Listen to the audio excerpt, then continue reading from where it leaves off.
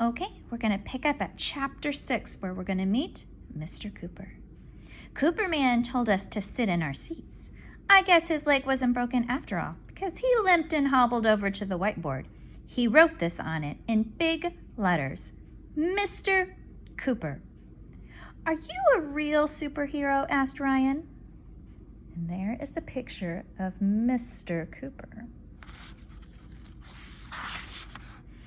Of course I am, Mr. Cooper said. Can't you see my cape? Superheroes always wear capes. Nobody knows why. You never see regular people walking down the street wearing a cape. What's up with that? Capes are cool. At that point, Mr. Klutz came into the classroom.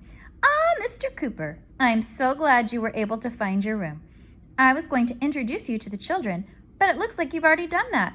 Kids, Mr. Cooper will be your new teacher. From now on, you are under his supervision. Wow, Mr. Cooper has supervision? I shouted. Can you see through walls? Of course, Mr. Cooper said, especially walls that have windows in them. I have to go to a meeting, Mr. Klutz told Mr. Cooper. I'll stop back here later to see how you're making out. Ooh, gross! Everybody started choking and gagging because Mr. Klutz said making out. As soon as Mr. Klutz left, Mr. Cooper picked up a math book from Mr. Granite's desk.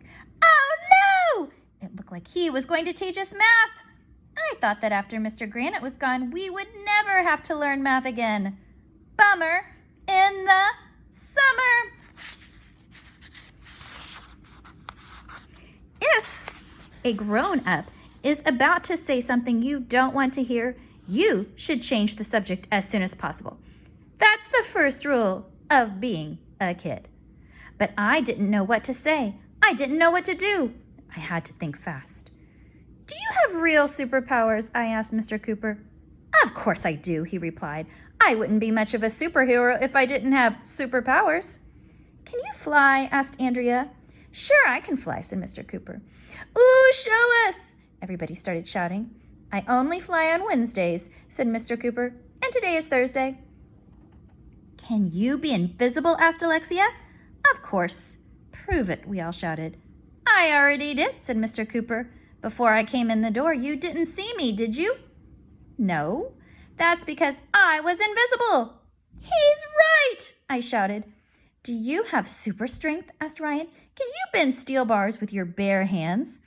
That's easy peasy, said Mr. Cooper, but I wouldn't want to ruin a perfectly good steel bar. Do you have heat vision? Asked Michael. Can you burn things up just by looking at them? Of course, said Mr. Cooper, but why would anybody want to do that? It would be a cool way to cook hot dogs, I said. Or you could toast marshmallows with your eyes. I never thought of that, said Mr. Cooper, but I will show you another superpower I have. I can make you think of anything I want you to think about. What? We all said, no way. You can't do that, said Neil. Nobody tells me what to think about, said Alexia. Fine, said Mr. Cooper. Don't think of an enormous pink elephant right here in this classroom. Okay, I won't, I said. And this enormous pink elephant is wearing a tutu, said Mr. Cooper. Everybody laughed. It would be funny to see an enormous pink elephant wearing a tutu. And the elephant is holding a little umbrella, and it's singing John Jacob Jingleheimer Schmidt, said Mr. Cooper. I can make you think about that in your head. I tried not to think about an enormous pink elephant wearing a tutu and holding a little umbrella while it's singing John Jacob Jingleheimer Schmidt. But it was impossible. In fact, all I could think about was an enormous pink elephant. Oh, and here is the picture. This picture. There, you see all of our little friends there, and they are thinking in their head about that pink elephant wearing a tutu and holding an umbrella.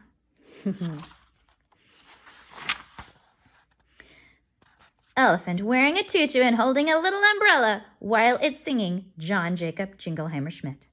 I'm thinking about it, said Andrea. I could picture it in my head. Me too, said Emily. I can't help it. The whole class was thinking about an enormous pink elephant wearing a tutu and holding a little umbrella while it's singing John Jacob Jingleheimer Schmidt.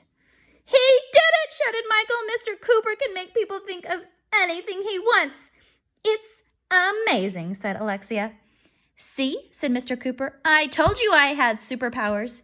He really is a superhero, said Ryan. Mr. Cooper is super! If you ask me, Mr. Cooper is weird. And then we will pick up on the next chapter next time.